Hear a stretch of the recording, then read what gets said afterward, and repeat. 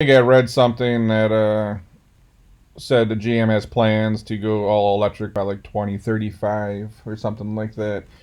Don't quote me on that one. A lot of times I see random things and I think I remember them correctly, but I don't always do. But with the world going that way, we get in these conversations from time to time. I'm a car fanatic. I got everything under the sun from a modified Camaro Z01 1LE to lifted diesel truck to classic cars and a whole bunch of fun stuff. Um, like I'm not anti-electric vehicle. I've looked at them. I shopped for them before for my place in Chicago.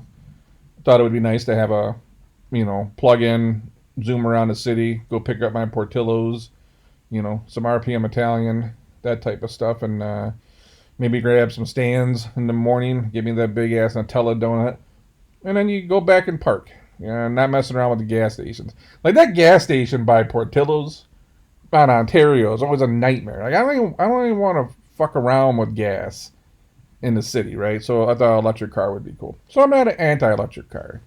With that being said, I just like gasoline engines. I like diesel engines. I like the smell. If you, I'm big into the boating world. Like the smell of two cycle engines, old boat motors, smells great. They should make a cologne that smells like that. But you get these conversations like, oh, people don't want the gas cars anymore.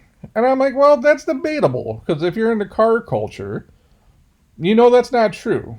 There's definitely a push for electric cars. There's a need for electric cars, let's say. But to say that everybody wants one, I don't believe that. And I got a, friendly debate with a good friend of mine, and he's very tech forward. Tech, everything's better, right? It's everything from last year sucks. Everything new is the best. I disagree. For example, I still like real books. I like running those pages through my fingers. As someone that wrote books, I always felt like this was the way to do it. I don't like doing stuff on an e-reader, and you've noticed that e-readers never really fully took off like everybody thought they were going to. So in the same way, you see electric cars booming right now. There's the younger generations are really into them and save the planet, and I get that. We got a lot of work to do from an environmental standpoint. But the same friend I got in a conversation with, it's we were talking about watches. He thinks I'm stupid for buying. I like automatic watches, mechanical watches. I like complications. And it's like, oh, they all tell time. That's stupid. Like I appreciate the mechanical aspect and the work and the craftsmanship that went into it. I can get a $10 watch that tells time, right? My phone tells time. I technically don't need anything, right? There's 15 clocks around my house. I just appreciate the craftsmanship that went into this thing. And then, when the Apple iWatch came out, he's like, oh, in 5 years, all those watch companies are going to be dead. I'm like, you think like IWC and Rolex and all these people are going to they're going to go out of business? Okay. Well, it's been a little bit since that iWatch has come out, and the last time I checked, watch sales are up. And I think people have lost the thought of people value things differently. No one, this person couldn't understand why I like my watch. In his mind, he's so focused on one thing that it just tells time. To me, yeah, it's a piece of jewelry. It might be a fashion statement. It's and again, I just like the mechanical aspect of it. I think it's cool. It's some of those watches are amazing to me when you see what they can do. And I started looking at, we start talking electric cars. The best comparison I can come up with is look at how much money is spent on aftermarket exhaust. And I'm one of those people because I have a Corsa system and they're not sponsoring or nothing. Nothing to do with them. I just happen to have their system on my Z01. I had the headers on back. I had the complete exhaust system done. We were trying to get to 800 horsepower.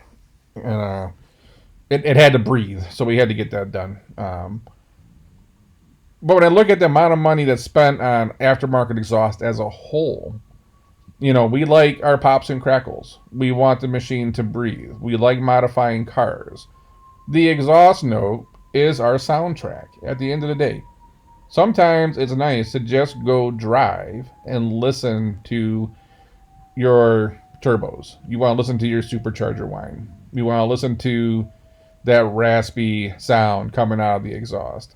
We spend so much money not just modifying our cars, but just on the exhaust. And you don't get that with electric cars.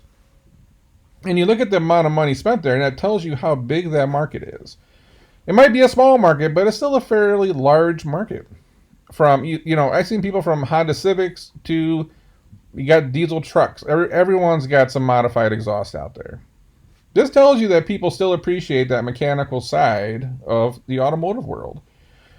Sure, electric cars will probably always be faster, no matter how you slice it. At some point, they'll be the fastest at everything. It's hard to beat the power. It doesn't mean that's what I want, though. I've been in a Tesla. They're fast. But it doesn't replace the sound and the feeling that I get from driving a supercharged V8 or V10 or a V12, for example. Go drive around in a Viper and tell me that you get the same feeling. Go drive around in a McLaren. Go drive in a Ferrari. Drive around in a Lamborghini. Go drive around in any high-powered V8, V10, V12 and tell me you get the same overall feeling that you would from a Tesla. Yeah, the Tesla's got crazy acceleration, but there's more to it. And that's what I was trying to explain to my friend about the difference between owning the IWC watch I have and his iWatch. I have an Apple Watch too. I think I got two of them now that I think about it. I got both. And I could see that's where I would end up in a household too, where I would have my diesel and gas-powered cars, and I'd also have an electric car. I don't think we have to completely decimate one. I can see where electric cars work their way into your lifestyle, but it doesn't mean that I don't want. Who doesn't like the sound of big cam V8s, for example? Like, that's never gonna go away. It's just not the same at the end of the day. And it's this argument right now where we're very environmental focused, and I understand we need to be. But on the flip side of it, I don't think everyone's ready to give up their gas cars. There is just something special about having a gasoline or diesel engine. And that is very apparent by how much we spend on aftermarket exhaust. How much time is spent going into an exhaust note at the manufacturer? I think Lexus did that with the LFA to get that sound coming out to just be absolutely beautiful. We can't spend this much money and time modifying an exhaust on our cars and say, hey, we all want electric vehicles. I just don't think that's true at this point. Why can't we have both? My only thing is, let's not make it to where, where I grew up, it was a working class neighborhood. It's going to get to the point to where if you want to own a V8 engine or a V12 or something like that, then you're going to have to be rich. And I think that sucks. We're going to put all these rules and regulations into place where if you want anything fun, you're going to have to be rich. And I don't think that's America. America was the place where if you wanted to put the blood, sweat, and tears in, you could buy an old car and fix it up and have yourself a nice little hot rod. I'm just afraid that it's going to end up where we're not going to be able to do that anymore. You're going to get stuck, buying an electric car. And if you want to have something fun, you're going to have to be rich. Well, that's not the American dream, is it? And I had a friend tell me that, and I don't know how true it is, but he's from Germany, and he's saying, like, this was a while ago, back then having a V8 over there was a status symbol. He made the joke, we're going by a lake, and there was boats out there. He's like, you guys are allowed to have boats? And he's made it sound like to do anything fun, to own, if you want to own a gun, or if you want to have a boat, if you want to have a V8 engine in Germany, then you had to have more money or be wealthy.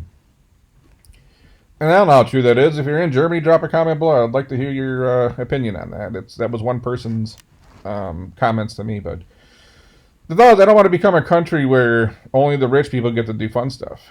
We were the country where, you could buy an old boat up and fix it. You could have your hot rod. You could still go to the drag strip. You could do fun things and not have to have a lot of money.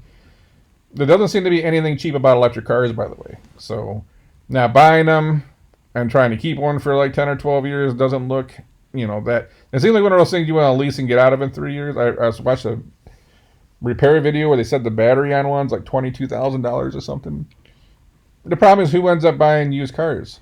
Usually not usually, often, it's the people with less money that end up buying in the used car market. So you're going to take something that's overly expensive from the get-go and then put it in their hands, and the repairs are going to crush them. I don't want to see cars disappear in the next 15 years. It's we try doing these accelerated timelines. Is that what the market wants? I'm sure part of the market wants that. I don't think all the market wants that. And I think that's pretty apparent by just analyzing the amount of money spent on aftermarket exhaust. So, anyways, that's my thoughts. Drop a comment below if you get different feelings about electric cars. Do you want them to take over? Do you want to have a hybrid thing where we can have gas, electric, and diesel? Should we be allowed to have them? Is there going to be some crazy tax to drive a gas car around? Where are we going with this? I don't know. But anyways, if you got a thought, drop it below, and then I'm going to catch you on the next one.